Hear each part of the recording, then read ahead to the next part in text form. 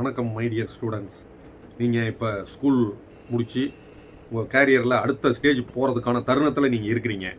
இந்த நேரத்தில் சரியான பாதை தேர்ந்தெடுக்கிறதுல நிறைய பேருக்கு குழப்பம் இருக்கும். அதில் சட்டம் ஒரு பாதையாக இருக்கலாம் என்பது தான் என்னோட கருத்து. பெண்கள் சட்டம் படிக்கிறது ஒருத்தர் சட்டம் படித்தா 100 பெண்களுக்கு ஒரு இன்ஸ்பிரேஷனாக இருக்கும். நீங்கள் படித்து ஜட்ஜ் ஆகலாம்.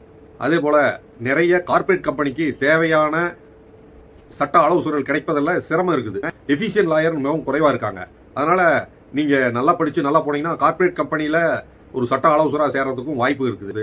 மீடியேஷனுக்கு வக்கீல் தேவைப்படுது. எல்லா நம்ம பிறப்பிலிருந்து இறப்பு வரை சட்டத்தை நம்ம ஃபாலோ பண்ண வேண்டியிருக்குது. எங்கள் அலுவலகத்தில் சட்டம் படித்து நீதிபதியாக ஆனவங்களை பார்த்தீங்கன்னா ஒரு 5 பேர் இருக்கிறாங்க.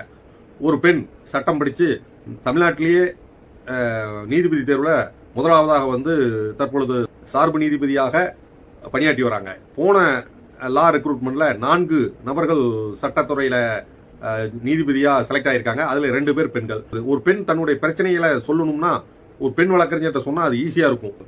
நீங்கள் நல்ல துறைக்கு போகிறதுக்கான அரசாங்க வேலைக்கு போகிறதுக்கான வாய்ப்பு இருக்குது. கவர்மெண்ட் காலேஜே நிறைய இருக்கிறதுனால நமக்கு சட்டம் படிக்கிறதுக்கு செலவுகள் குறைவு.